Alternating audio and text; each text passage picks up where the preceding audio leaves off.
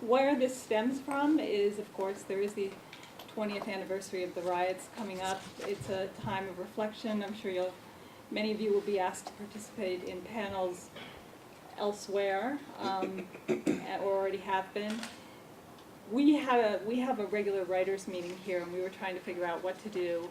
And in our discussion, we just started talking about how there are, for example, there's a very Jewish community called Pico Robertson, sort of on the west side, and there are two grocery stores. One grocery store is patronized by the Jewish community, and a few blocks away is another grocery store, and it's patronized by the black community, the African American community. And the two do not mix. You don't go left, you don't go right. It's not that you can't, it's that you don't. And it just started this discussion amongst ourselves of where are we now? Where are we really communicating with each other? Are we organizing in the ways that we should be? Various activities are being done.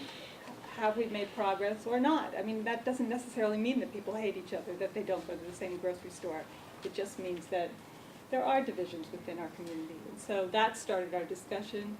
It seemed that it made sense to us. All of you work in the community. You're probably way more active than I am. And so I want to learn from you. I want to ask you questions. And I want to hear what you have to say about what happened then, whether something like that could happen again. Where are we now? So I thought I'd start by saying, right in the news right now is an incident that happened in Florida, the Trayvon Martin situation. And it seems to me to have some echoes in some ways of what happened with Latasha Harlins or with Rodney King or whatever. There are various instances that occur where one thing can become much greater than the actuality of what happened in the moment. And I wondered whether what it is that takes something to a larger level, to larger consciousness, or if this is, and if that's something that could happen in Los Angeles. Why don't I start with you, Rick? This case definitely made me think about what had happened in 1992.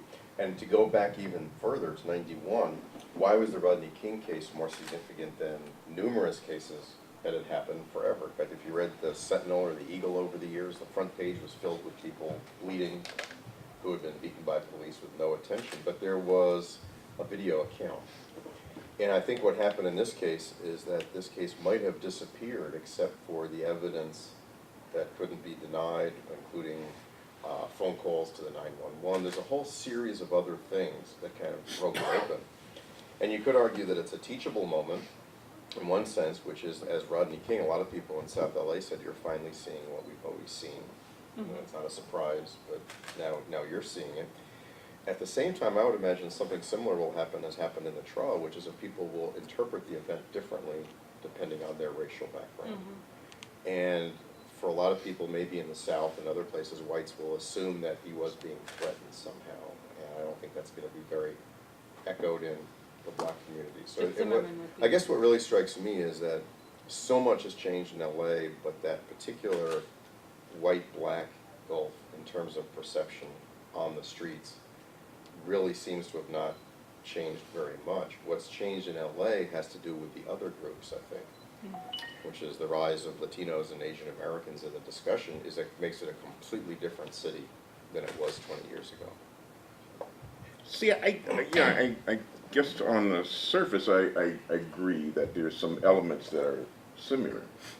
Dramatic, killing this kid, beating a Rodney King. So there were those kind of video tape of the beating. In this case, 911 files. But what I find interesting is I'm not seeing that kind of racial division around this. Interesting if I was listening to a guy from the NRA who lobbied and helped pass the Stand Your Ground bill, and he's saying it's clear what this guy did was wrong. That's not the way we intended our bill to be utilized. The two authors that drafted the law itself said this guy's going down. It doesn't comport. Zimmerman because it doesn't comport with the law as it was intended. I've heard almost nobody, except for a couple of neighbors, who have said, well, you know, we had these burglaries, it's kind of rough, you know, but what this guy did, that's kind of funky. So I've heard no sort of racial, you know, unless you got some skinheads folks floating around on the internet, but I've heard no realistic kind of voices trying to justify the killing of this guy. Reel back the clock 20 years and the beating of Rodney King, you had a lot of folks saying, well, you know, the guy was maybe loaded, he was driving his Hyundai 115 miles an hour, which is illogical. Nonetheless, that's what was claimed happened. And there was this kind of racialized drawing the lines, if you will. So maybe there's a statement there about the way the country has evolved racially in those 20 years. That I'm not seeing the same kinds of things because I'm just not seeing anybody that's defending what Zimmerman did in any kind of meaningful way. Samuel? Yeah, maybe taking it down a little bit of a different, I do agree with what you just said about the difference. I think for, call it whatever, evolution, growth, change, shift. I do think that there is a difference between focusing on the rhetoric and the opinions that people have versus, I think, the relationship that it creates. So, for example, I you know, just to give it some parallels, I remember when that whole beer at the White House thing happened, where they, Right. you know, the president brought it. I mean, that's really is more about the perception, the rhetoric, more than any really real relationship that creates and leads to.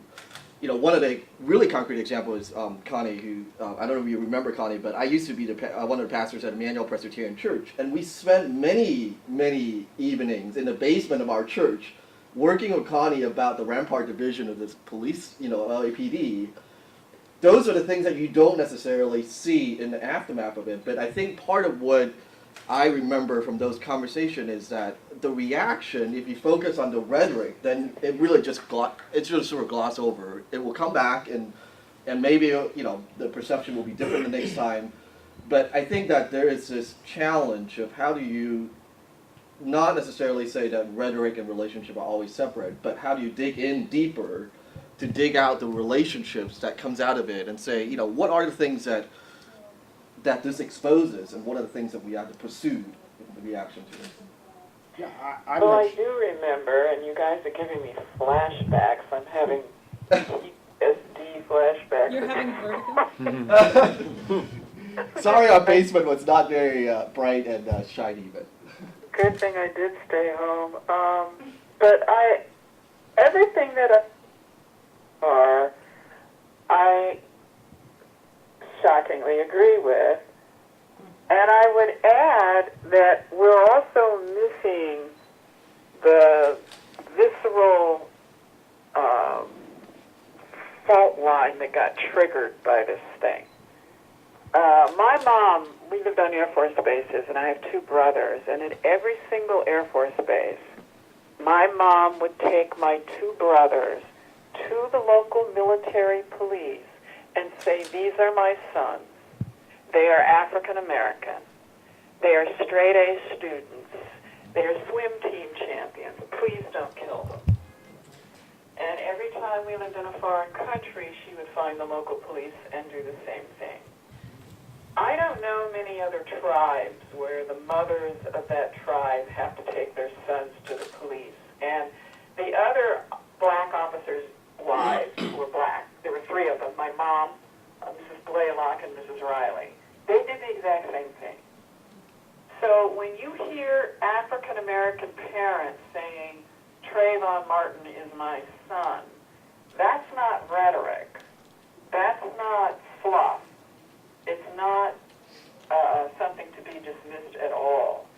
And I think that what we're seeing is, yes, on the individual level, there's enormous progress. The younger generation, they're amazingly actually integrated. They behave in a way that transcends race in a lot of ways. And they're much better on homophobia, and, you know, they don't have a lot of that and so forth. So the youngest generation I see is really going beyond race. at the one-on-one level, you see a lot of interracial families and the rate of interracial marriage going up. So at the individual level, you see a lot of progress. You see a lot of progress politically. You couldn't have had Barack Obama as president if you didn't see that. So some of the political dynamics amongst the tribes are really moving forward. And we see a lot of progress in a lot of other areas.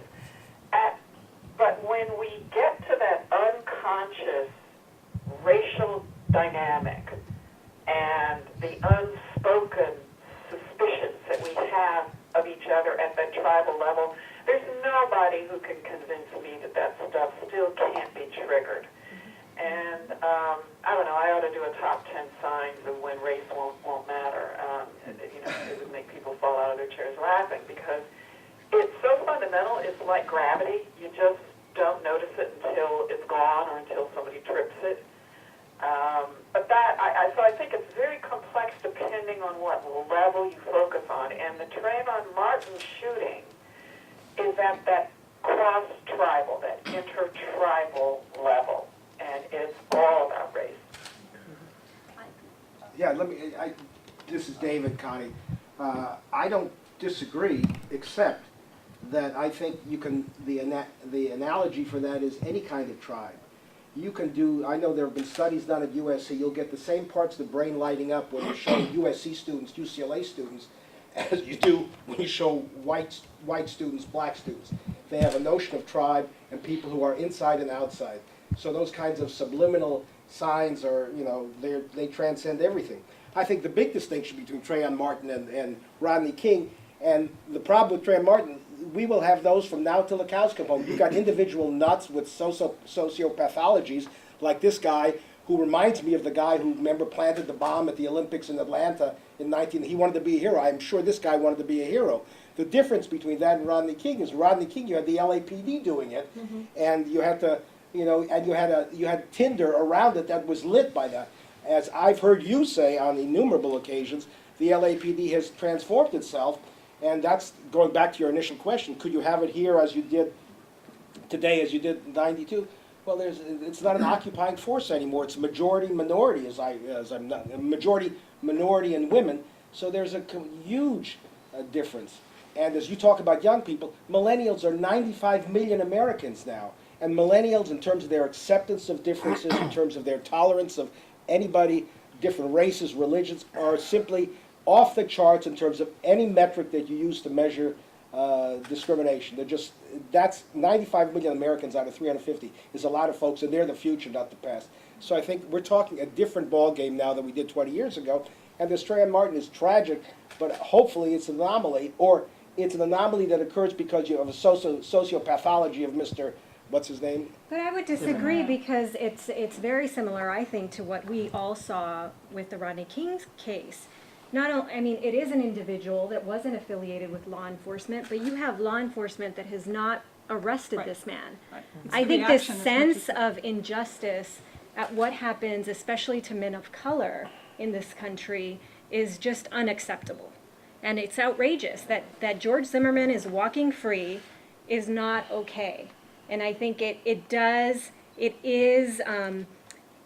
in my view, protected by the fact that law enforcement has failed in this case to really put this man away. But this gets really sticky because the only reason this has any sort of transcendent quality here is we're trying to figure out what may be the connections between the Trayvon Martin issue and L.A. 20 years ago and the kind of riots that took place then. See, we can wander into a lot of weeds here. We could probably spend the next 2-3 hours talking about Trayvon Martin and the ins and outs. And believe me, I've sucked up way too much information on this because I'm into it, because I got to be into it. There's a lot of stuff we don't even know. For instance, just today, the police chief in Sanford, steps down. Step aside. There's complicating factors like the stand your ground law, and that may have tripped the cops up a bit. I'm the first one to admit they've done some really screwy kinds of things. They made some real missteps. I would argue the guy should have immediately been arrested. So I'm on the same page here. But there's all kinds of problems that the stand your ground law presents Does it live up to the letter of the law? Did he act in self-defense? Is the guy a racist? You know, what's his motivation? Right. Now, there's all kind of at the edge of stuff. Did he say under his breath, you know, a racial slur? Some, you know, voice expert looked and said, well, we don't think so. Other people said, we think we do. Until some smoking gun comes forward and says, this guy was known to like throw around the N-word casually. Hey, the dude's got some real kind of race issues. We simply don't know that as we sit here. So there's the other fact that I think that David mentioned. This guy is a wannabe cop.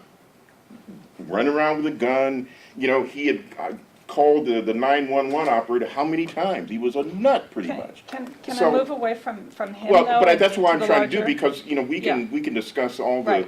the ins and outs of this case. And, you know, my point was that the reaction of the general public in this country, because how many moms, or dads for that matter, keyed in on the tragedy and this kid shouldn't be dead. And you go home and look at your son or daughter and go, wow, could that happen to my son or daughter? Right. That does have some racial implications. I would argue that in this country it probably is more apt to happen to a black kid because of a whole host of reasons. But I'm not sure it's as racially clear-cut as I'm hearing some allege here. I think that there's some real grounds around, you know, arguing the role of race, and I've made a certain limited case for that.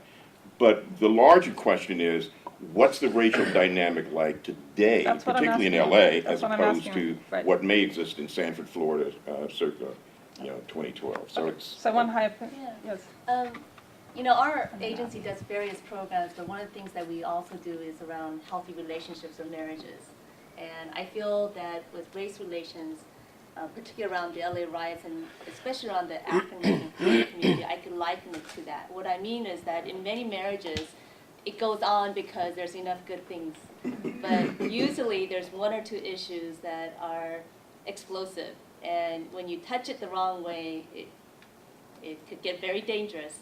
And from my experience in terms of planning for the 20th anniversary of the LA riots, as we talk to a lot of key leaders in the community, I definitely see that the LA riots and the topic of liquor stores is one area that is explosive. There is definitely a very wide and different understanding from the Korean community's narrative versus the African American community's narrative.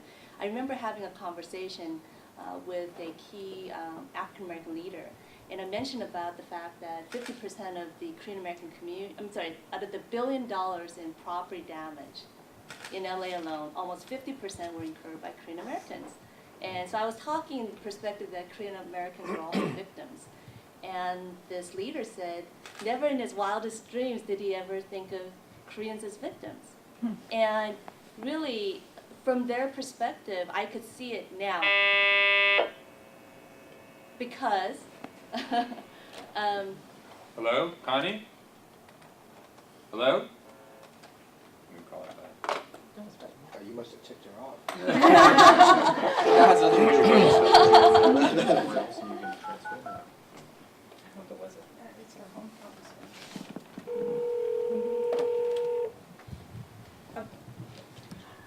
Can I want to, I'm not sure exactly if I'm picking up on Yeah. what you're saying or if I want to pick up on what Michelle said, because, you know, my viewpoint of what happened here 20 years ago was that it was really the reaction to the beating of Rodney King that precipitated the violence here.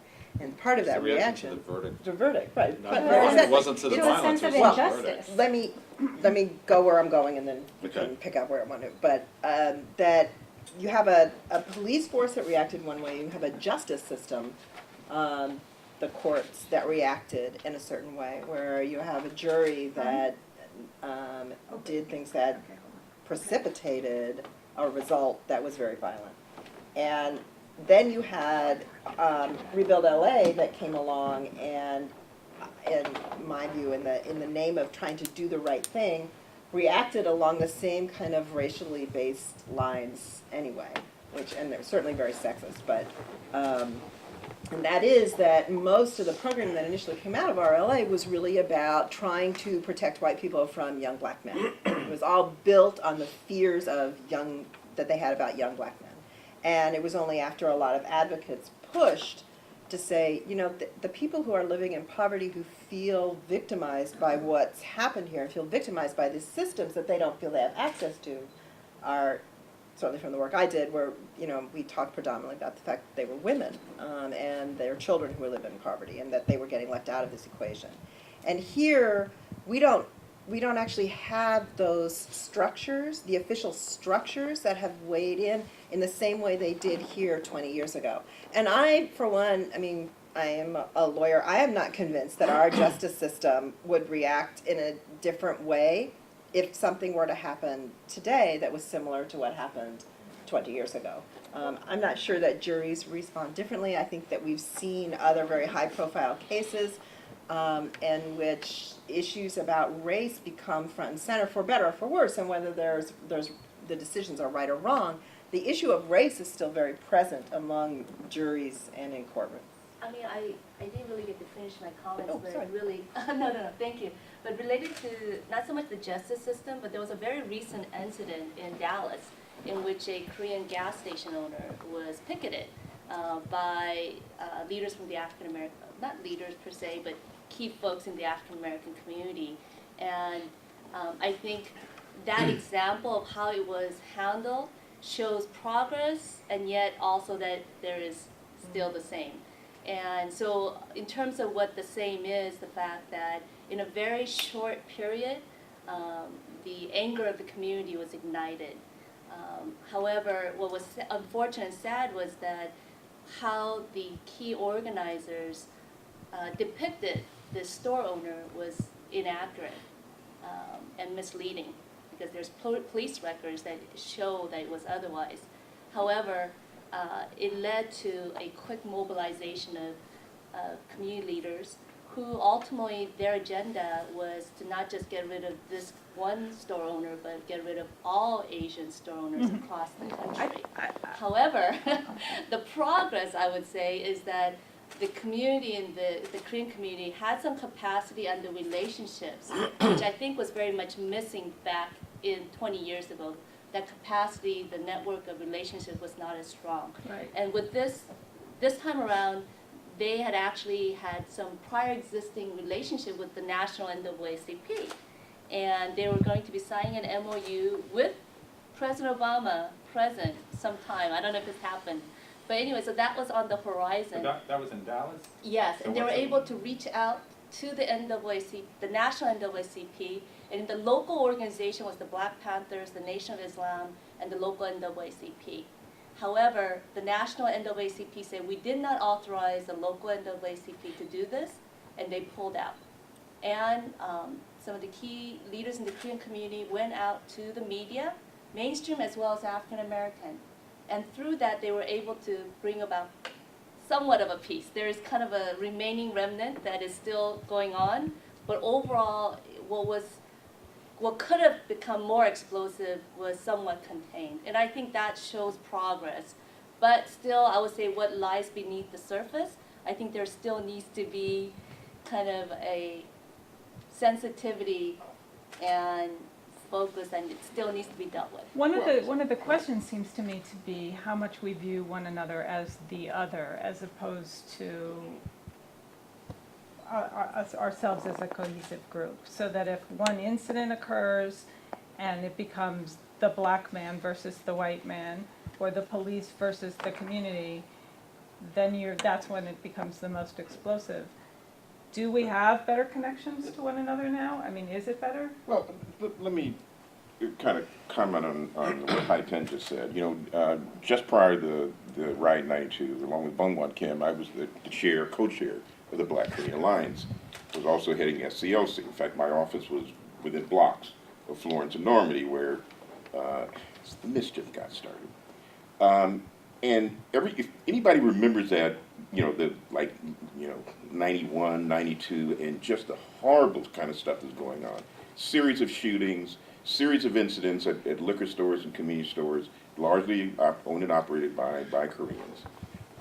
The riot effectively killed all that because of all the, and I guess you can use the word victimization of a sort, that the Korean community suffered during the middle of that, because very soon, it was very strange, as the violence kicked up, the Korean store owners they're burning everybody. People put out, Soul Brother, whatever. I'm tortured as anyway. So that didn't always save people from getting their stores burned down, but there was simply that attempt. And, we always remember the imagery of, Korean store owners on the tops of shops with guns trying to protect their property. So again, I'm into this fast forward mode. So you fast forward that. And what I think has happened, particularly here, I don't know with Dallas, but I know I track this stuff nationally. There are few incidents nationally between the black community, whatever that means to people these days, and merchants of whatever their ethnicity is. There always will be some, but it's not at that. Remember the boycotts in Brooklyn? I mean, Sharpton and those clowns were like picketing Korean stores. The argument was a straight racial argument. Why aren't black people running these stores? Was the way the argument generally got characterized. Korean merchants, the Korean Merchant Association, and others learned a great deal during that period of time afterwards. The black community also learned a great deal. First of all, they learned, they burned the stores. Now where do I go to get a loaf of bread? There are convenience stores after all. So I think a lot was learned in that process. You almost never hear of incidents obviously demographics have changed, what is competent is something like 7% Latino as we speak. So demographics and a whole host of things have combined to basically take that issue off the table. Doesn't mean all racial tension has gone away between various groups. I'm just, again, spinning this forward, going from 1992, and I remember on Crenshaw at Rodney King seeing black picketers in front of a Korean liquor store with one sign, I remember, Koreans are dogs. This was 1992, right? So if you look at where things have come for a whole host of reasons, it's hard to somehow cast it as kind of standing still or not being better. Clearly things have got better just in that regard alone. So a lot of things, I think we have to take all of that and put it in the middle of the table and say, okay, what has changed in those 20 years in LA? There are some national implications, obviously, but what's different here in LA? I just wanted to throw out the question. Connie, are you still there? Yeah. Oh, good. Connie referred to progress politically and socially and racially. I just wondered economically how much that played into the riots themselves, the economic disparities, And what about what's now? changed since then in those areas. Well, I could say on that, with this whole economic and foreclosure crisis, the Pew Research Institute showed that communities of color was most impacted. And so with the Latino community, their wealth loss was by 66%. Asians by 54%, and then African American by 53%. And so really, I would say the economic challenges very present. And I would say still that many of these store owners who are in those South LA type of communities, they have no other option. Particularly the Korean community, we have the second highest language barrier. And so even though we have the third highest level of education, you don't have places to go. And so they're also stuck in that kind of arena. And just with the Korean community, whoever comes and picks you up at the airport, whatever job or business they're in, you end up going there, but you don't know what other resources. It's not like with the Jewish community with refugee assistance, etc. They're not connected to any of those resources. And so they're ending up in these businesses really with very little resources, very little training, very little connections. And so that But what's that a function of? in terms of What's that a function? Function of the recent immigrants, right? recent I think immigrants, you can lack write the of story for every capacity. recent immigrant group, it's exactly the same. Exactly. It's not a function of racism, it's a function of being a recent immigrant and you don't speak the language. So I don't see where it's relevant to our discussion. One way Well, it's it's not relevant relevant is to the discussion because race can't really be separated from a lot of the other fault lines. And context is everything. There are contexts in which race doesn't play a role at all, and there are contexts in which race combines with class and language barrier and even gang membership or, which sorority you belong to. I mean, context is everything in these kinds of discussions. And in LA, it's never one dynamic or the other.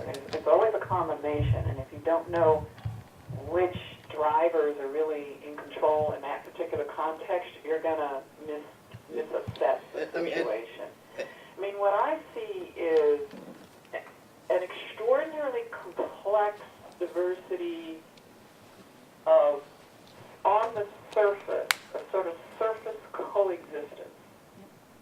Even in the communities where you have a mixture, there are very few communities that you can say are integrated, where there's a fluid dynamic of back and forth. You can see it in some of the little pockets of Altadena, some of the yuppie, buppy, luppy neighborhoods, Joe, where you live.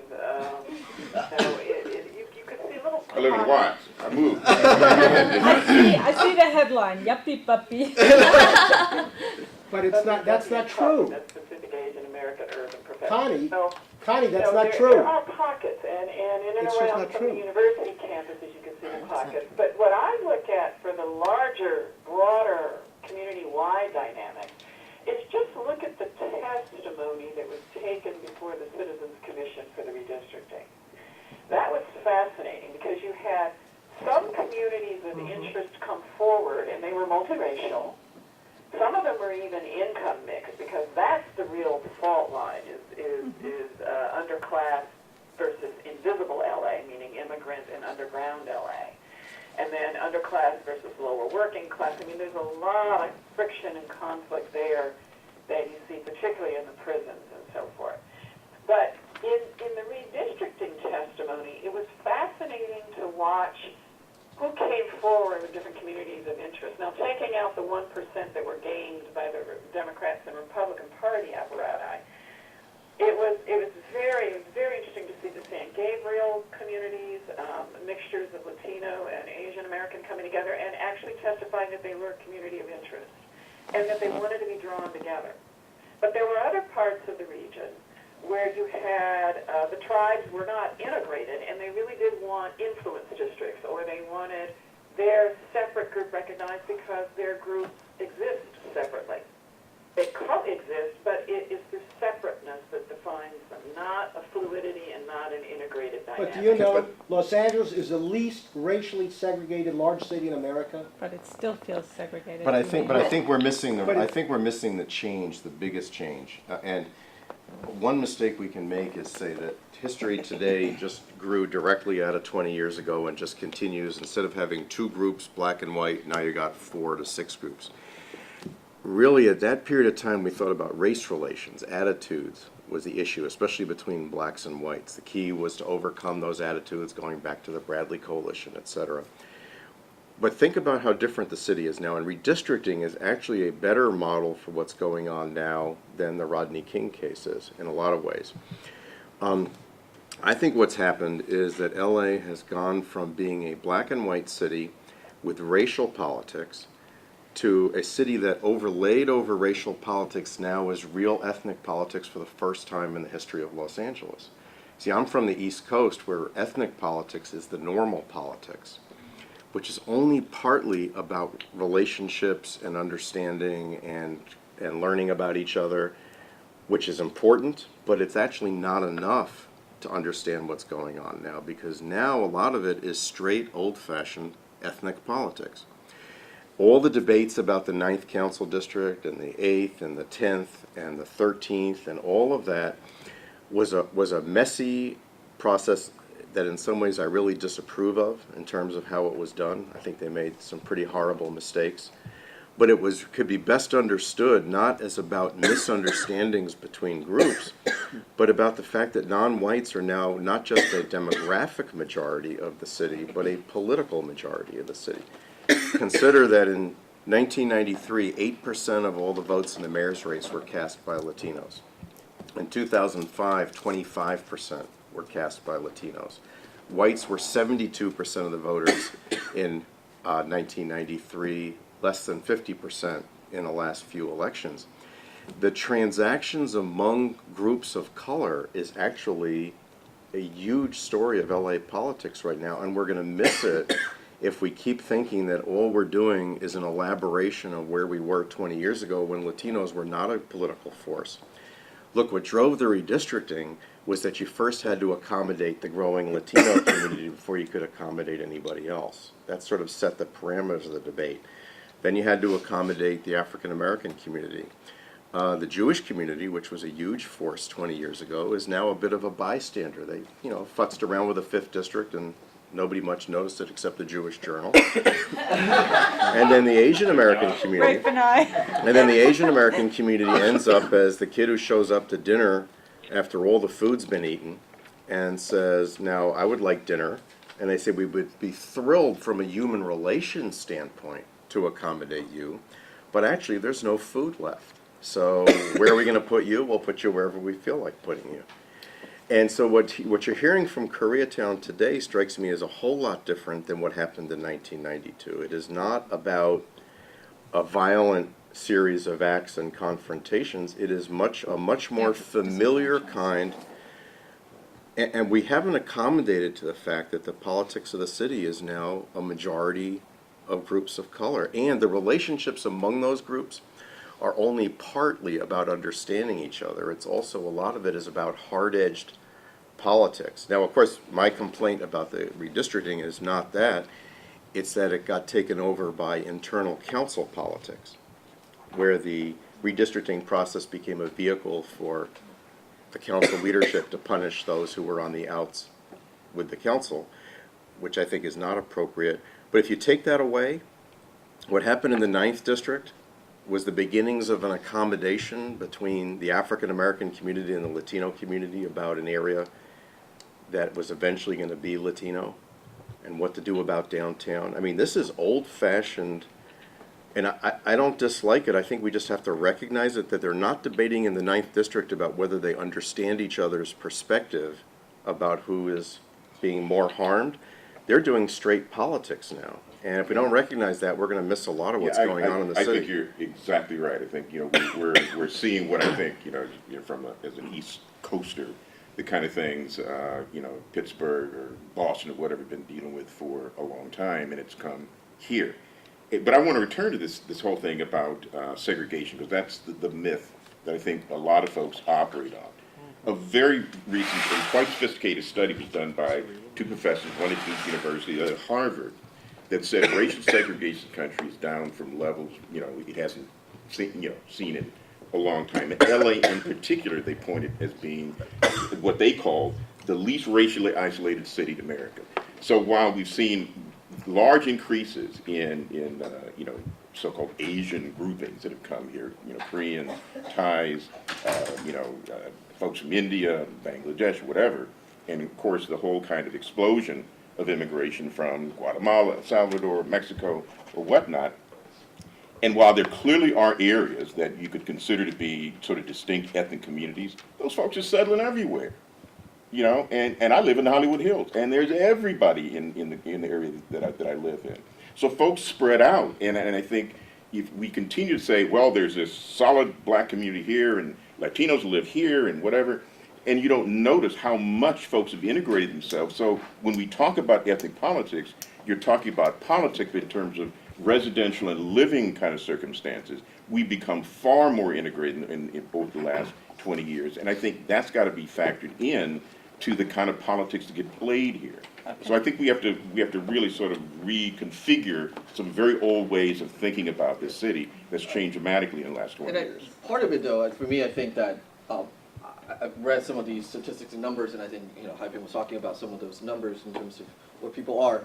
But the truth is that just because they live close to each other doesn't actually translate to connecting and knowing each other. I mean, the fact that, I have recently I was just thinking that, I live downtown, and I worked in Koreatown in a Latino-dominant church for many years.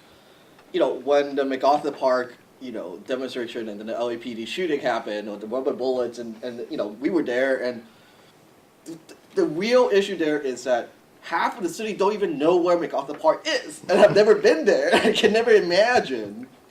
And then a few years later, when the immigrant got shot by police on 6th Street in Alvarado, same thing. Like people have never even been there and don't understand that. If you drive down there, which I sometimes ride down there just at night. There are a huge open market there all the time. We're not talking about people walking along by themselves in the middle of the night. We're talking about a totally different kind. I think so on a practical level, and I think that there's a lot of these beyond, digging deeper into the numbers on the local level.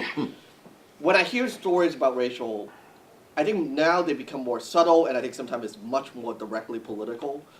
I was remembering, I chair an affordable housing development company in downtown South Park before it was South Park, and we remember one of the issues that came up and how race and ethnicity came up was that whenever we built those affordable housing, we ran into a problem where the Russian and the Korean communities were the only one who can organize themselves to show up on the first day to apply for housing because they organized themselves to go do it. And then there was this whole dynamic of, well, we built it in the Latino community because we partly saw the need for that community.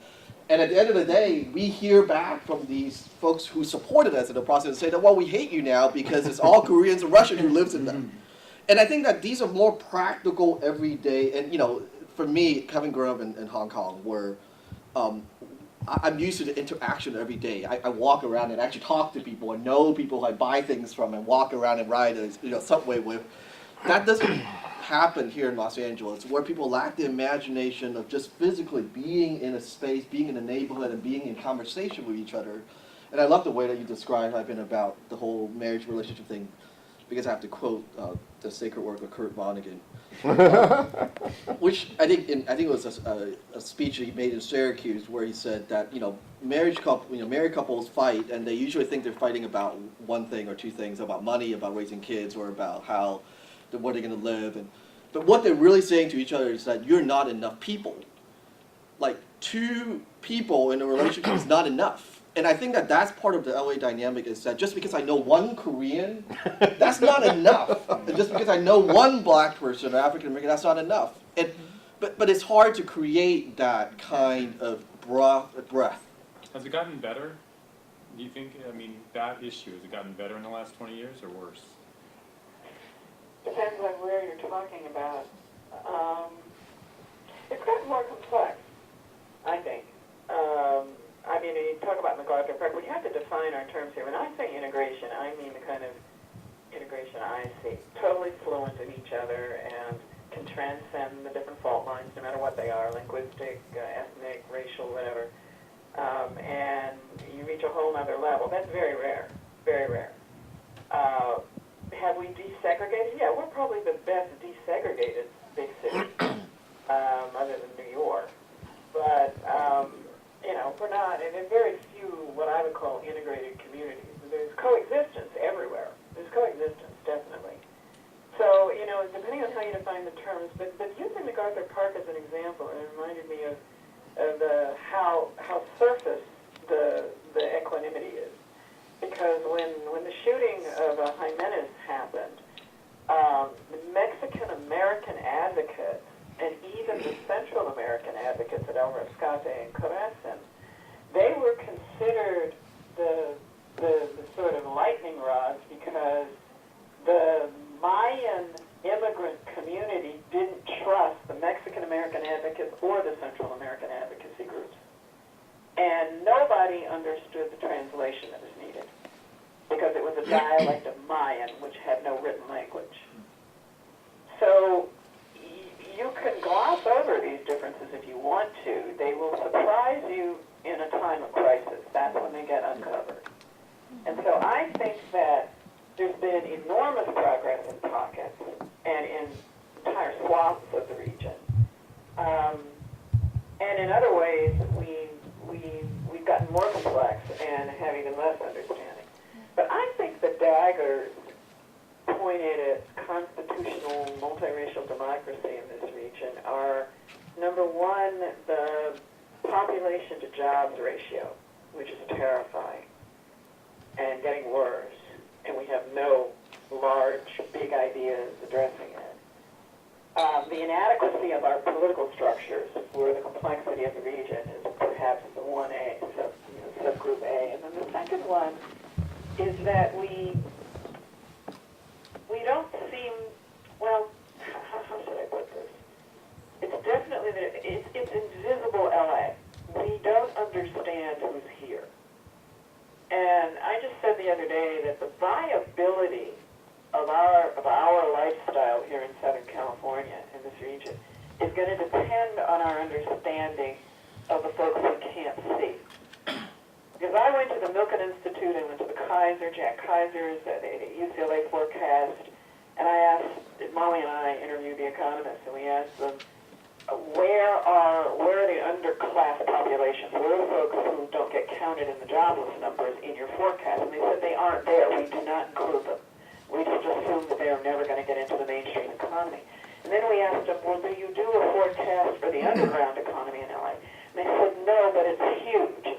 And every single one of the economists in these institutes estimated between 30 and 40% of mainstream economic activity is tied to LA's underground economy, and we don't even map it. So when I say the viability of invisible LA and the complexity of invisible LA is really what's going to determine our future, that's what I'm focused on and trying to map and understand. Never mind the hemispheric complexities, which we pretend don't exist. Well, I just wanted to add to your question of have things gotten better, and also to this theme of like we're less segregated. You know, I was born and raised in Los Angeles, and I went to public schools here in Los Angeles. I have 2 kids that are currently in public schools here in Los Angeles. And for me, I think it's been very disappointing and surprising how much more segregated their schools are than when I went to school. And I think we may talk about us living together in a much more diverse community, but our schools are incredibly segregated. And the opportunities that exist for our children are incredibly segregated as well. So, I mean, I think if we're talking about kind of what does the future look like, you know, for my children as middle class children now, they'll certainly have access to a lot more opportunities, but for students that are, you know, are low income, and all they have is a few resources that they get at a very segregated school with probably lower educational opportunity and access to resources than other schools, I think that is, to me, what is more terrifying. My daughter is at a public school as well, and I asked her in preparation for this what her experience is of race on her high school campus. This is in the North Valley where she goes to school. And I said, she's been studying race, she's in 11th grade. So she said that, oh, it's okay, Mom, we don't really sit together, but we don't, she said there aren't too many fights. That's her measure of people getting along, is that there aren't too many fights. Which, she went to North Hollywood for a year, and there were fights there. So I don't think that necessarily But is a lot a of good that's going to sign. happen. See, there are 2 things going on here. One is at, you know, just kind of a working class level of people either immigrating or living here and just in association with living where they want to live or where their money will allow them to live, because frankly, nobody's keeping you from moving and living wherever you want, wherever your level of income will allow you to live. You can live there. So you have that kind of thing going on, because people just trying to get along and make it. Then you've got kind of elite leadership that have these kind of conversations we're having now. And I guess the question is, well, what would you do about that? You know, as long, you know, if people decide, you know, say, I think this, like what your daughter was saying about, well, you know, the Latino kids sit here and black kids sit over here, and, you know, the twain party meets. That shouldn't be surprising, and Rafe, I think, was pointing that out earlier. If you've got ethnic politics being played out, the politics of racial identity, which every, quote, group is doing now, everybody's, you know, trying to get their piece of the political pie. It's not about where people are living and working. It's about the pure politics of power that's getting enacted here, and that takes its toll in terms of the way people see themselves, because then they feel like I need to be part of that group to get my goodies, be part of get my slice of this pie. Joe, how do you reconcile that with what Connie and David were saying, that the millennials, this group, is also the least racist, the most, even though they're going to the schools that are most 70% of divided? So how do you reconcile this? 70% of their friends are different, of a different group than they are. How do you I mean, reconcile that that's- with what Michelle was saying about the schools being I mean, so... study they're after study. No, but I'm telling you on the ground, I think they're Yeah. But exposed that's to one anecdotal. another, they live with one another, but I don't think it's necessarily. My 4 kids went to public school. They had friends who were Korean, who were black, Yeah. who were Asian, Well- who were Latino. It's just, it's the nature of the beast. I mean, here's where I think for me, you know, I worked on, a lot of those numbers make sense, a lot of sense to me. You know, I worked in the LGBT community where we used to have a strategy where we joke around and say that, you know, all we need to do is wait until people die, then we win LGBT civil rights, because it's about generation. But at the same time, here's where I think I have little bit of a different, because I do think that you don't create this kind of awareness, perspective, and thinking around race and politics and power in a vacuum. Meaning that your daughter is not going to automatically grow up to have the kind of sophistication to deal with and process the kind of tension and conflict, because it needs to have something that helps them crystallize it. And one of the questions I would ask your daughter is that, does the case of Rodney King and the riot even get taught in school? And does, because yes, that was a tragic 5 minutes. But I think- chapter, I but think where you do they get that You experience? are talking about a world of 20 years ago.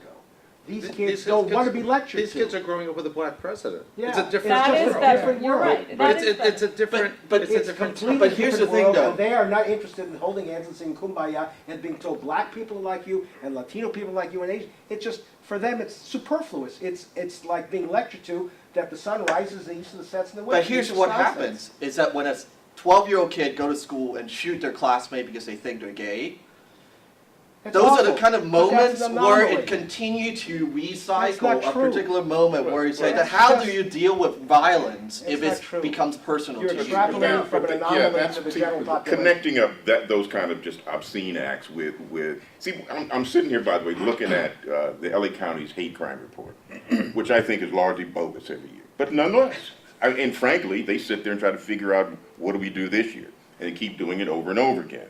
But they, in some way, do gather this data. Each year, the hate crime reports go down in terms of numbers. They say African Americans have the highest percentage of hate crime committed against them. It was 123 cases in total in all of 2010. Anybody know what the crime stats are in the county and city of LA? This is minuscule. So they're sure they're it's like, there's some stat that says there's 10% of the population think you can send a letter to Elvis and you get a return letter. There are going to be fools and crazy people, all kind of folks at the Martyr Society.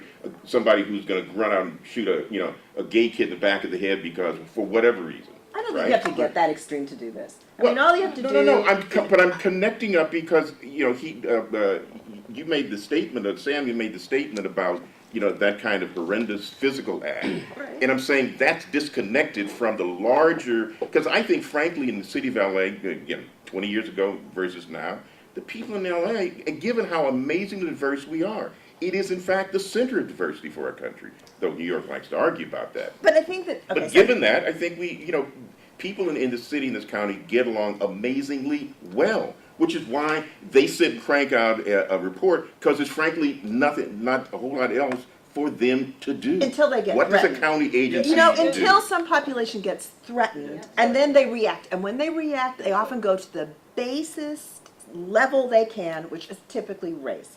And I spent a lot of my career doing work around affirmative action, especially around Prop 209 and the aftermath. And UCLA is less diverse than it has ever been.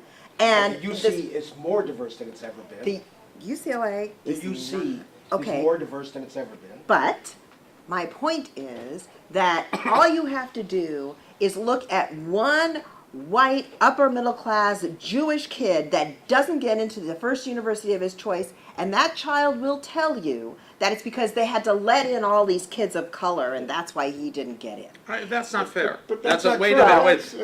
That's an unfair generalization. One of course. kid might see. Of course it's a generalization. But you, I don't One think- kid might say that. One kid might say that. One kid Well, has always I- been there Look to at say the that. metrics. The metrics don't lie. So then are you all suggesting that race is an anomaly and we've gone Racism so is an far anomaly. Yes. and Well, that that's race just doesn't possibly matter? true. Because I mean, That's as a not possibly Latina, true. with this huge increase in anti-immigrant fervor in this country, I find that really offensive, I think, in You general. can find it offensive. That Yeah, is I mean, I think to cite all the beautiful examples of when we come together and work together does not mean that you don't have privilege as a white man in this I country. don't. Well, but see, those are Yes, you political. do. Those Yes, are you do. political positions. Yeah. I mean, and that's Yeah. that. We can sort of talk about Well, very let people me political introduce positions. another problem. By the way, there's a Let big me difference between introduce people another thing that to are worry opposed to about. illegal immigration. People are opposed to immigration. That's and And the that's- two and that's And opposites. it's why- correlated with their Of attitudes about course, race. so people Okay. will Right. justify being Yeah. anti-immigrant and say, well, we're not anti-Latino, but you have a Puerto Rican shooting a basketball and he gets taunted by the band to show his green card. I mean, are It's we gonna awful. ignore that Yeah. anti-illegal fervor doesn't cause discrimination The- against Latinos? I think And the that's reason for ridiculous. paying attention to it is a very practical reason, because I wanted to finish this thing about ethnic politics.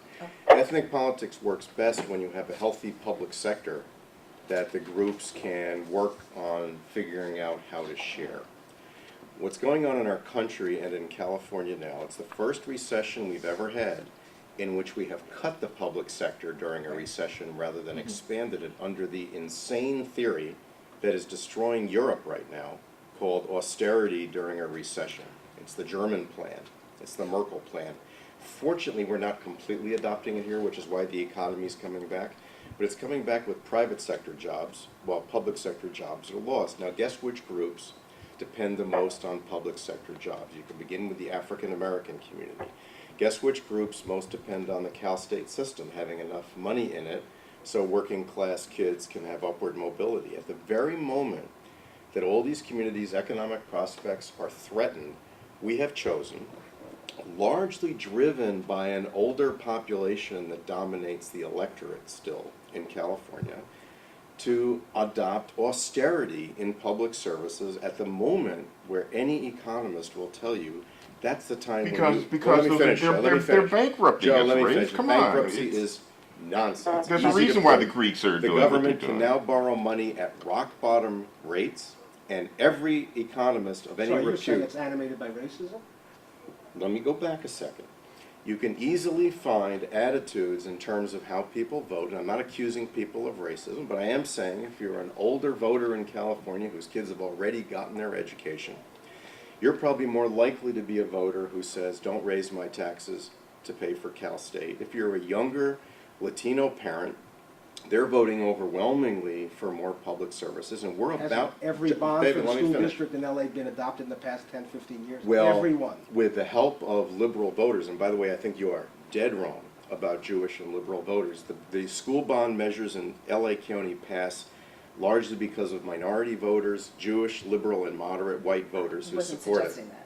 It's very important to remember that. This is not meant to be one of these blunt force arguments. It's meant to point out, though, there's a gigantic battle going on in California that has nothing to do with who's getting along in the schools and who sits at the same table, but whether or not we will have the public services that history shows are fundamental to upward mobility for every community that comes up. When you had ethnic politics in New York, they were fighting over the fabulous public schools and the ability to use that to move up. There were jobs for teachers. Every time you lay off 1,000 teachers, a lot of voters say, that's great, that's greater efficiency. First of all, it's 1,000 people who aren't buying food, who aren't stimulating the economy, and who aren't teaching our kids. So there's a battle about the whole concept of government and the public sector that is generally and being there sure lost. is, Ray. But okay, let's. Are you suggesting that we inflate the size of public programs and keep government at the size it is, even if it's not really servicing the needs that are supposed Well, to, first of all- just because it employs certain people? Or do we No. say what is good for the society and what is the size of government that services those needs, Actually- rather than seeing government as an employment program? Actually, I would That's say... why Greece and Portugal Well, let me and take- Italy are in the position Actually, they it's not. are. They've And it adopted was Bill Clinton austerity who as said one And of the, their and the union, essential public messages. employee unions, by the way, that have played a huge role in bankrupting this city, the county, and the Okay, state, first of all, as well as Greece. no No, one is that's bankrupt, not including the United supported. States In government fact, is not supported bankrupt. in That's a political complete myth. theory, but it's not reflective of the facts. We're nothing like Greece. And the Yeah, bottom it's a line is, rhetorical. the question is, are we going to invest in the systems that build our future for the kids who are here today, even if we don't identify with them, or are we not? And That's by what the way, Ray's talking. if I can answer Joe's question directly, Joe, you're spouting the a lot answer of is rhetoric, yes, but if you look at the by the way. PBIC analysis, and if you look at what's really going on with the tax base and where the money's going and why we need to increase investment as opposed to cutting, you're Like in not gonna like win in that schools, argument. Connie. What about all the investment we put in schools that have done absolutely zip? well, wait a minute, I teach in the Cal State system, and let me Absolutely, tell you, yeah, the but Cal you State know, system is it not hasn't. doing It's done a nothing. lot. I It's was not doing teaching, everything we need, but it's done a lot. And most of the increases That's the in debate, Connie. education funding have gone to fund special ed. They haven't gone into the systems for the mainstream students. So the investment has got to be up, the accountability has got to be tenfolded, and you've got to get higher paid teachers who can actually teach into the lowest performing schools with the kids who have the least. I mean, we know how to fix this. The question is, are we going to make the political moves? Now, I'm with you 100% when you say that you've got to get CTA and UTLA and a number of these other unions that have been servicing adult needs rather than student needs for 50 years. Yeah, we've got to take them on. That's absolutely right. But it's not about pulling the plug and taking the money and starving the kids. That's not the solution. No, it's not the solution, and that's not what's being implied here. My point was reacting to what I heard Ray say, because there is a fundamental argument about what's going on in here and what's going on here, and there are direct links, and economists have drawn those links, Connie. So it's not like it's an abstract argument to say that you can look. Wait, The economists agree with me, not you are out of your mind if you're drawing that parallel. It's just not. Well, last time I checked, I'm not out of my mind, and there are economists who aren't out of their mind. They're making these links, and you can see some parallels No, between we the have growth, never ever taken the the growth entire in the public size of government handed and the it kind over of to the unions. Isn't that pension true? plans and all that strangle those countries Structured that you itself see. to a point of And then that's my absurd. point about the CT, Connie, that you just joined me on. They're bankrupting That's these completely societies. not true. It is true. It's not true that the public employee unions aren't bankrupting Wait, let this Ray- state? Wait, let me finish. Basically, if you ask almost every economist of any repute in the world, they say that Germany is dragging Europe into catastrophe.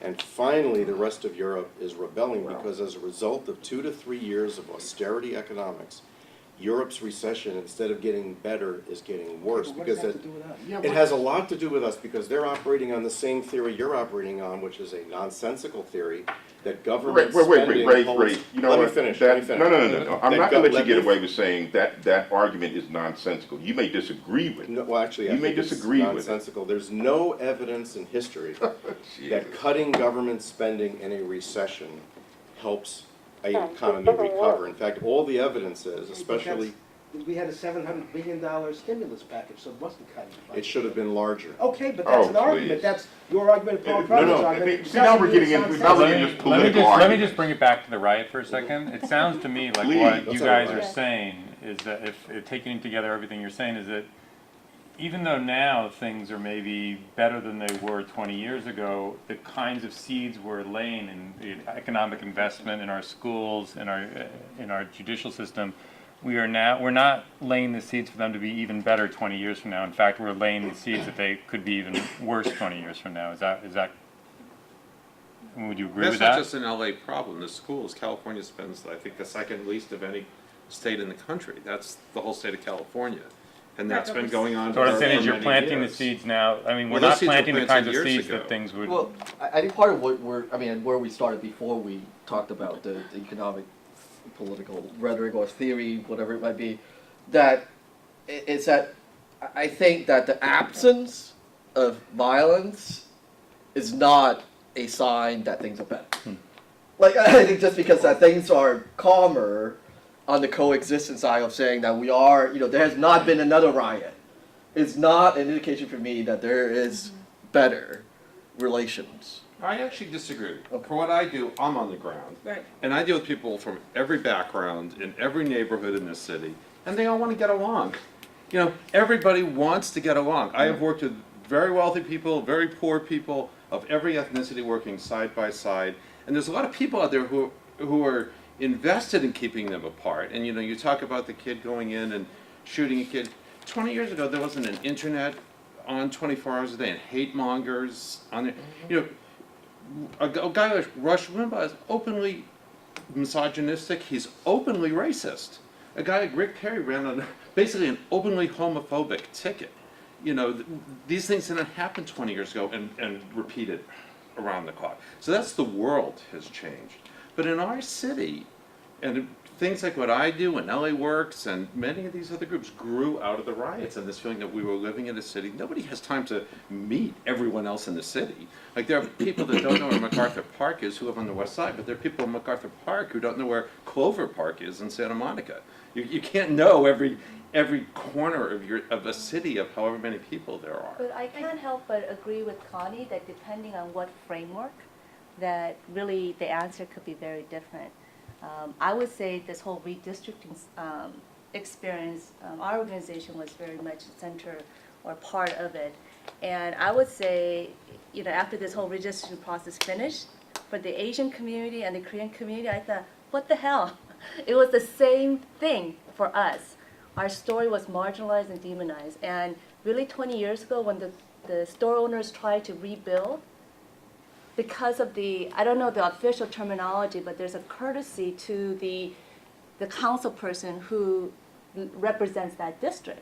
And pretty much no matter how much the store owners came out in massive numbers to those public hearings to say, you know what, our life just got screwed, our businesses, life savings, American dream all got burned down. We need help to get back on our feet.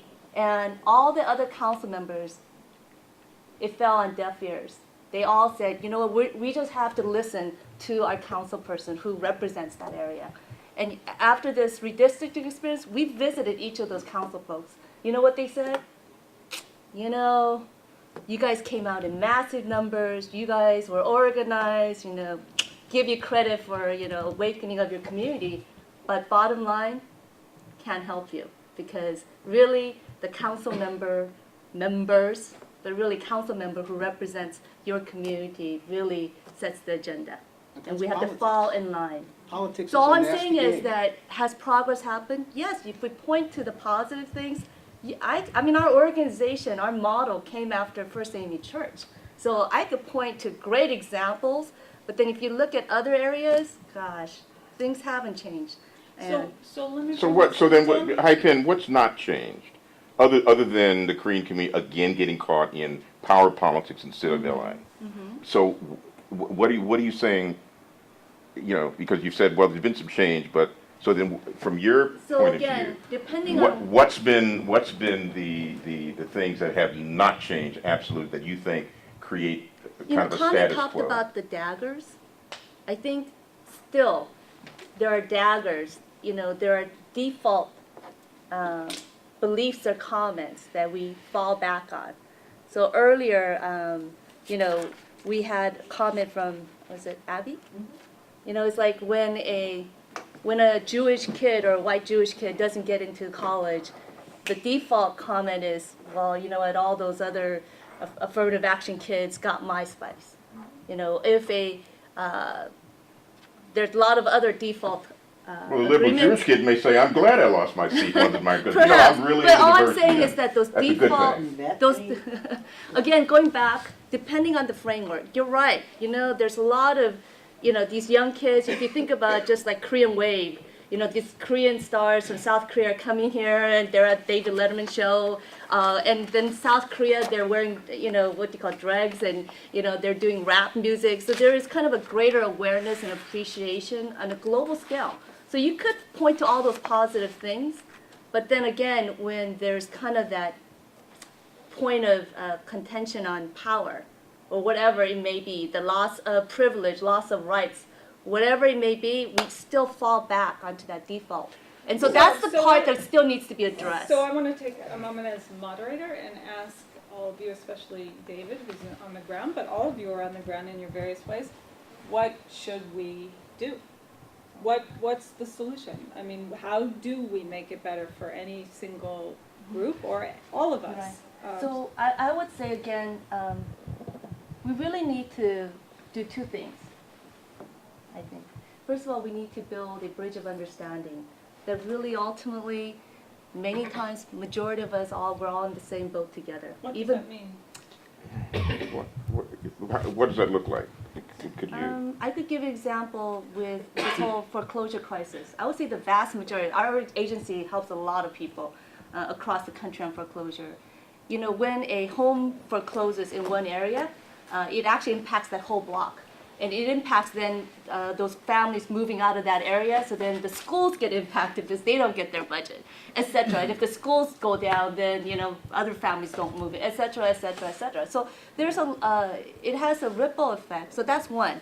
The other part is that I would say for communities of color, conviction rates, foreclosure rates, poverty rates, I mean a lot of things we also have a common enemy. And if we are to Who's the see common Who's the common enemy? Who's the common the enemy? system, the system. However, Is this the 50s? however, The 60s, maybe. excuse me, All right, go ahead. This is a broken record from many years ago. You know, a lot of. however, I would say that when you start looking at the strengths of each communities, each individuals, and be able to kind of bring that together, I think great things could happen. It shouldn't be one way, there should be multilateral ways. So one example was that when we were having conversations with some of the African American leaders, they talked about a common argument. You know what, why don't Korean stores hire youth from the black community? Great idea, let's do that. But at the same time, I said, you know what, the black community, if I was to generalize, you guys have some great connections with entertainment and sports that maybe the Asian community may not have. Could we also place Korean youth into those businesses? And so then it's lifting up both communities and looking at the strengths of what each community have. It could be the artistic community, it could be what other communities, whatever it is that we may bring, what groups that we might be able to bring together.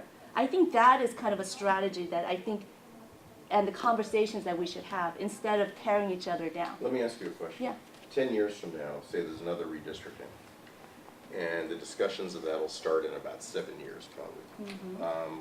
What do you think the Korean American community would do differently in preparing for that in order to end up in a more desirable political position by the time the process is done? Well, in terms of just the short answer, everyone else is saying run. Not me, but you know, that Right. run your candidates, right? But I would say in terms of another advice that we've been getting consistently, and I agree, is building coalitions. And I think that makes sense, absolute sense. So I would say those are two strategies What that was the we've first one? running a candidate. Okay. That was something that everyone said consistently. You know, don't stay behind. You know, just go, run for it, go for it. So those are the two. Well, But the ideal also is that people are voting for what the person stands for, not because of what the person is. Like Koreans can vote for black people, Jews can vote for Christian people, because what we're sort of saying in terms of redistricting is the assumption you're always going to vote for a person of your own world, of your own ethnic or racial. Right. Or it's just something we would Is we would hope there to any kind of transcend. operative assumption, or, you know, can't on your argument here, because it's a pet peeve of mine. Why are we in 2012 still talking about drawing district lines as if we can only be represented by somebody who looks Of our like type. us? When all the studies have shown, and law, you know, there's a California Supreme Court case that says that people show that they will cross race and ethnic lines and will vote who they think is the best Kennedy candidate. Davis. So this notion that the Korean community to have its interests represented, I'm not opposed to, you know, somebody of any ethnicity sitting around that horseshoe, but this idea that has to be district lines drawn because, you know, black folks can only, you know, be represented by somebody who looks like them. No, What- no, what's- hold what's- on. What You know better redistricting law than says that. it all. No, I don't know better than that, kind of, because that's the arguments that are some of the arguments being made. And let me let you let go of let, this pet- well, let me finish. pet Let me peeve finish of my assuming point. it doesn't That exist. some of those arguments are being made. That you need that's Law- at the county level. That was the argument being made. We need another Latino. Union interest gets to elect a Wow. representative of their Okay, choice. Connie. Now, You in the got the black floor. community for a long time, that was Kenny Hahn, a white guy. So it's not about have to elect somebody who looks like you. It's the community's choice, and they can be of any race. Okay. So that's just a canard. You can let that one go. No. And the overwhelming majority of black and Hispanic elected officials represent areas with significant populations of their group, not majorities, because they do need support from other folks. So I would be very loath to give up legal protections for those two communities, but the Voting Rights Act does not guarantee any number of any particular group in office. I think what you're hearing. But we commonly hear people say you got to protect the 3 black city council seats at city council. That's I think stupid. some people I may, but agree I with think you, what that's we're stupid. saying is That's that not the way the law works. Yeah. If they were saying that, they were not saying something that's Judge accepted under the Reinhardt, law. writing for the majority in Kennedy Davis, in effect said he wondered whether the Voting Rights Act had applicability in Southern California because of our willingness to vote for people of different races and ethnicities. That was 10 years ago, and it's still And good there law. are spots where you don't need the Voting Rights Act at all, and there are spots where block voting, including some block voting that's African American, that actually block Latinos from getting elected officials. The Voting Rights Act is actually quite applicable in a number of regions for the Latino population at this point in time. Well, I would say for the Asian community, we're the second largest minority population in California, and county and city, and we have yet to have any kind of whatever proportional representation of any kind. And so I would say in many ways, again, our experience has been very marginalized. I mean, you gotta run. So I declare it today. There we go. We knew some news would come out of this. But Hapen, why do you think that is? Just because of the districting? You know, so I would also say that part of it has been our community's experience in terms of not being as engaged. So that's definitely one part. And I think our community's having our own experience of evolving or awakening to the political process as well. The second part I would say is that for whatever reason, because Asians are loud, if you see us hanging around by ourselves, we're really loud. But for whatever reason in political arenas, I think in American life, whether for myself growing up with my parents, I've not seen them engage in the political arena. And so not having experienced it until I got to work at First AME Church and see the power of speaking up. And I think for the API community, we have yet to get there in its full range. And I think it's coming. And again, this redistricting experience, as everyone said, it was a very difficult experience, but it was also in many ways, again, a meaningful experience for us to get to where we need to go next. It's interesting that it's not a phenomenon throughout California, only in Los Angeles. And one of the largest legislative caucuses in Sacramento is the Asian American Caucus. Asian Americans are dominant now in San Francisco politics, in the South Bay, San Gabriel Valley. Judy Chu was elected in the Latino majority congressional district. Everything is just by the book, except the city of Los Angeles stands out with 400,000 people of Asian American background, more than 10% of the population, without a single elected representative or without a single representative one of whose principal concerns is representing the community. So it's an anomaly within California. Yeah. And How many of the Koreatown is 400,000 are citizens? A very significant number. And in fact, they represent a significant block of voters. And it's a repeat to some degree of the history of Latinos in LA, who for so long people said are never going to be a force and now are the single most important force in the city. But it's a striking situation. And in Koreatown, right now, it was originally divided into 4 districts. Now is basically as is divided into 3 districts. But if we had gotten what we had asked for, because we followed the process, we would have been potentially in the 13th district where we, not just Koreans, Asians would have been about 33%. And so we would have been a very meaningful force where candidates would have had to be somewhat accountable. But right now, as it is, in the 10th district, we're about 9%, with the African American population being 51%.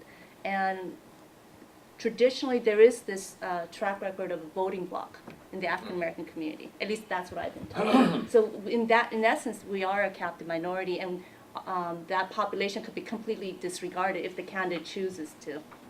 And that's where, again, we lack the voice. Well, win the lawsuit, and I think you've got a shot at that lawsuit. Thank you, Connie, for your support. I've heard your behind-the-scenes work. Favorable. Do you think that? Oh, sorry. Go ahead, Connie. If you were asking what needs to happen,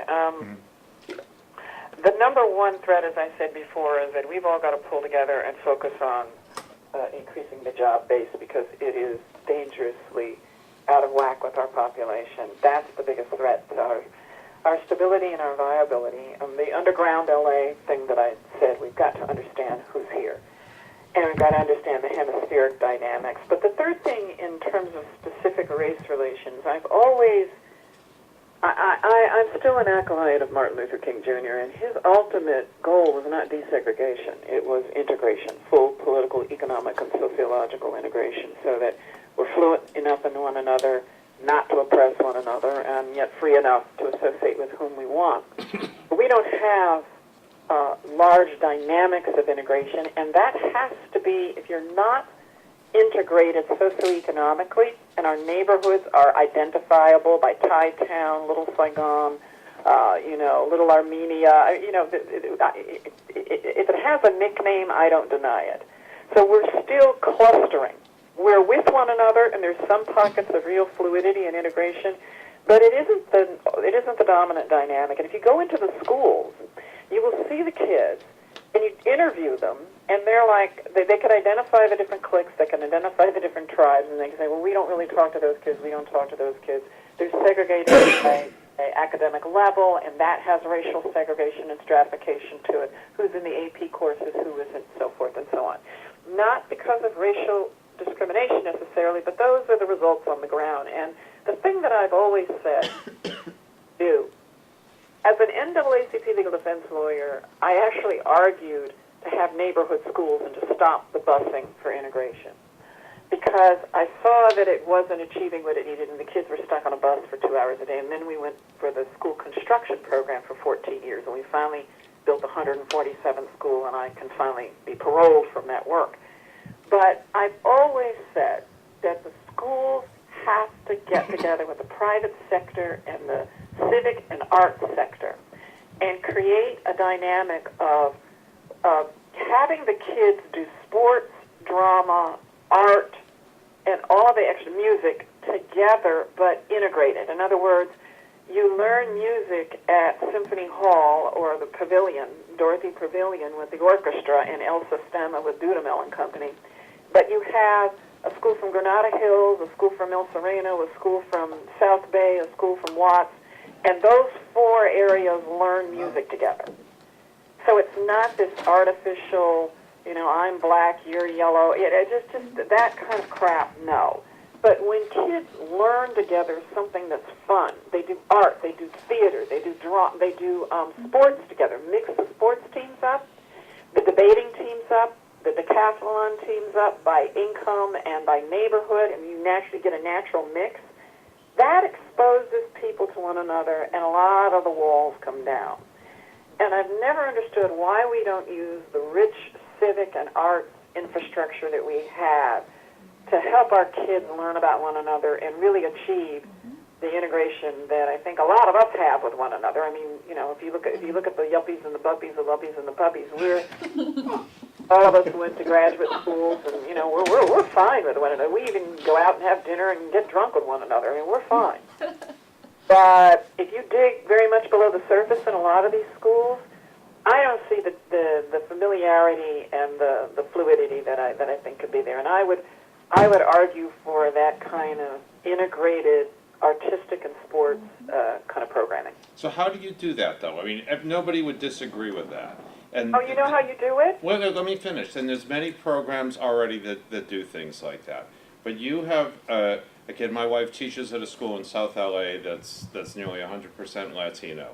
And my kids go to school at a school in the Valley that's almost 100% white. Who's going to put these two kids together on a Wednesday afternoon? Who's going to pay for the buses to get them together? Or who's going to do the drive? Just as a practical matter. Nobody is opposed to this kind of idea, but when's it going to happen and how? We pay for it for sporting events. We pay for it for field trips.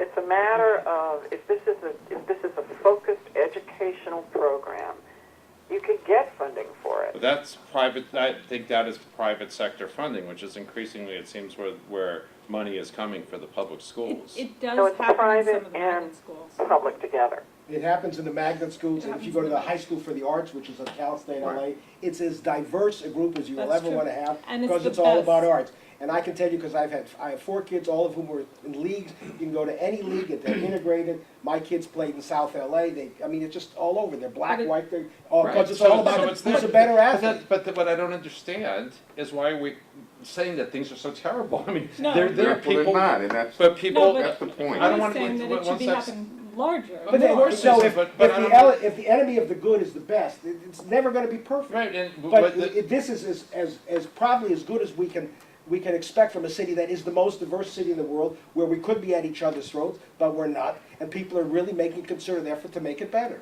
That's what I think. I hate to sound like a Pollyanna about it, but these things exist. Really, who in the world would argue about any of this? And it says, and if somebody can find other ways to happen, but it happens so many places. Like you see any of these games or these art things. I mean, I think everyone's so grim about where we are, but I feel like there's But been it is huge grim. inroads. It is Not grim. grim at all. It is I mean, grim. this is an amazing city. We've made tremendous progress. We have a long way to go.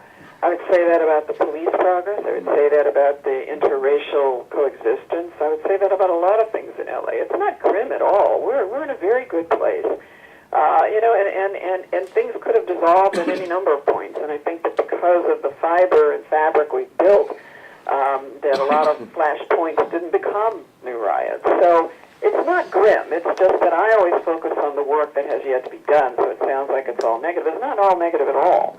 And compared to a lot of places, we could have had a very, very rough and bloody integration. When Latinos moved into black areas, yeah, there was a lot of gang killing and so forth, but you didn't have outright population fighting. So I understand how bad it can get, having seen other areas around the world not do this demographic shift as smoothly as we have, and there's a lot to be celebrated there. But there's a whole lot more that has to be done, because it's all good until it isn't good. And then we're all looking at each other and asking, well, how did that happen? Connie, what would That's you... the level at which we're trying to push things. We're Connie, trying to get to a level that few places get to. what would you say needs to be done if you had to prioritize how to bring up the jobs, the level of jobs in the city? Because that was one thing you would say is pretty grim, the job opportunities for exactly the Because we population. don't focus on it. We focus on whether we each individually have a job, but we're not focused on the regional machinery that's needed to put in place to generate whole sectors of job creation. We just don't do that. It's like we have these forecasting units at these little institutes like Milken and UCLA, that little business school thing. We don't really have, and you've got Dan Fleming who looks at regional dynamics, but for a region this big and this rich, we really don't have the machinery of the brain think tanks that come up with how do we create the Silicon Valley dynamics here in LA? How do we get industries that are in Central California, how do we link to them? I mean, there's very few places that do that, and we don't concentrate a lot of effort into it. And our politicians don't think big.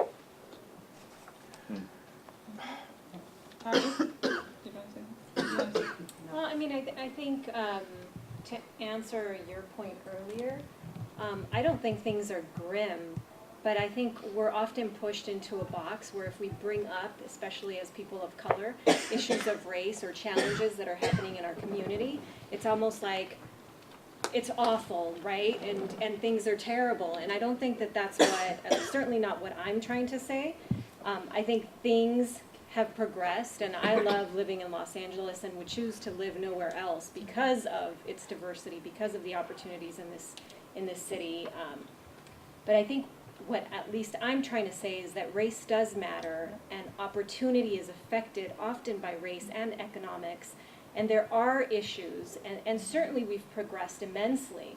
But I think to answer your question, how do we do even more, I think unless we tackle the challenge of education, both K-12 and what we're doing in terms of decimating our public university and college system, I think those are challenges. And so I feel a little concerned that it's almost like, you know, we want to celebrate how far we've come, of course, and we don't disagree with a lot of the points, or I don't disagree with a lot of the points that have been made, but that doesn't mean that we can't bring up the issues that still remain, or the challenges our communities still face. And again, the stats that I shared earlier, whether it's foreclosure rates, wealth loss rates, all that says that race still is very central to what happens here in America. But Why? Because of foreclosure rates? That's a function of racism? Okay, policy, etc. I want to finish. I'm going to let you and you say one more thing, and then I do feel like we could maybe go on forever. But I want to support something Michelle just said, which is I think there's not a contradiction between pointing out the existence of racial disparities and sort of like not getting pushed around for it, and at the same time saying that, first of all, even for people of various communities, race is not the only thing they think about. It's not the only thing they talk about. It's not that they sit around all day long complaining and moaning about the state of the world, but it can be frustrating when people indicate the existence of disparities to have a big argument about whether they're saying it's everything when in reality they're not saying it's everything. I don't know anybody whose racial and ethnic identity is the only important thing about them, but people do like to be heard when they say there's some evidence, considerable evidence from numerous sources about the existence of disparities on the basis of race. It doesn't mean it's everything. It also means that it's not everything. Are you saying on the basis of race, or that there is a congruency with race?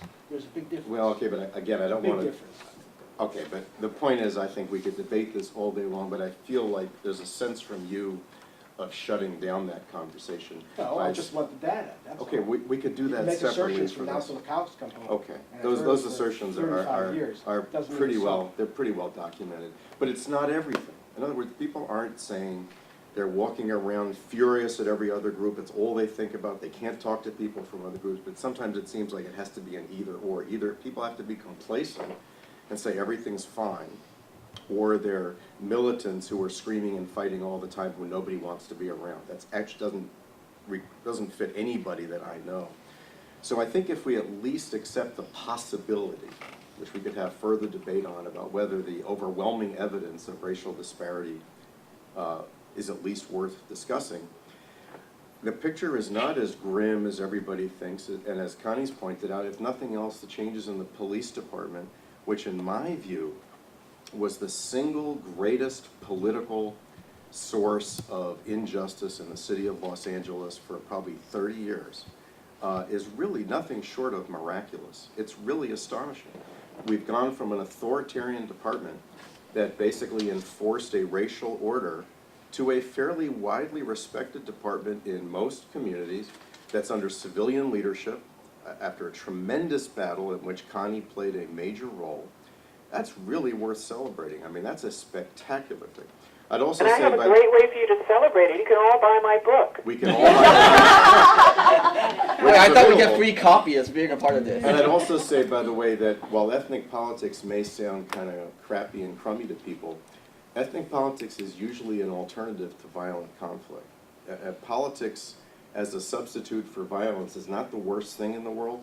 Fighting over power and stakes that where the people might change seats over time based on political conflict actually is a step forward over a situation where you can't even imagine winning political access. So I'm not in the grim camp. I'm in the camp that there's still a lot to worry about. I worry a lot about the decline of the public sector. I won't get back into that because I think it's very important for minority Rafe, communities. how would you answer Susan's question? What's the thing you think still needs, top of your agenda that needs to get done? I think, other than all the great things people have said about communities understanding each other, which I completely agree with, I think it's really important to find ways that working class people in the city can get jobs, and that may mean passing a transportation bill and implementing it in Los Angeles, which I think would be a great idea. I also think slowing down the layoffs of public employees who disproportionately serve and represent these communities, and while promoting efficiency in government, and I don't believe in throwing good money into government for no reason, I think we should be examining ways to increase public services where they're needed. And to me, if you've got hard hats on the street, you've got some good things happening, and I would build more things that need to be built. We have a lot of things to be built. We have classes where there's students to be taught. We have Cal State with tens of thousands of students not able to get in. All we have to do is give them seats, which isn't the most expensive thing in the world.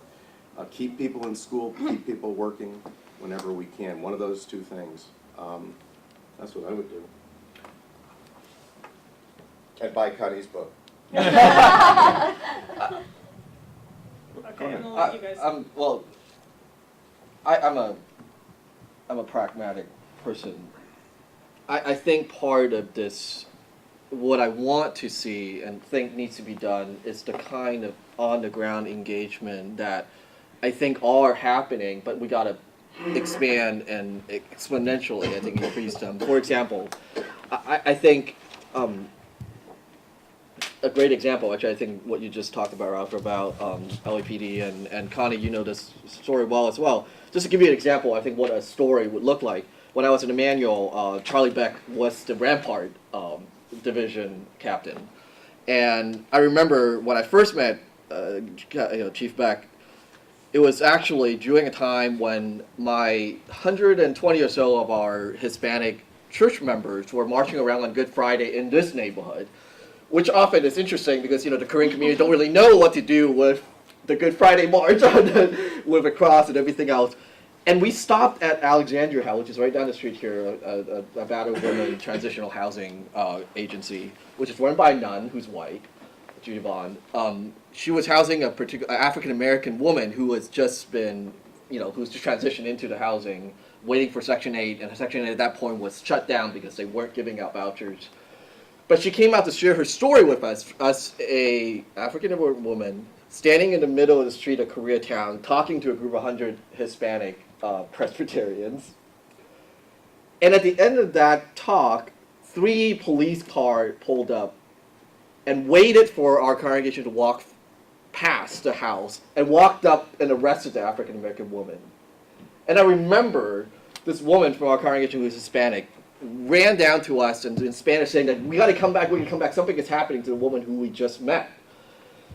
And it turns out that the woman, according to the police, who was Korean, who was senior officer on site, said that she fit one of the description of someone that we saw this morning in the briefing, so we're taking her in.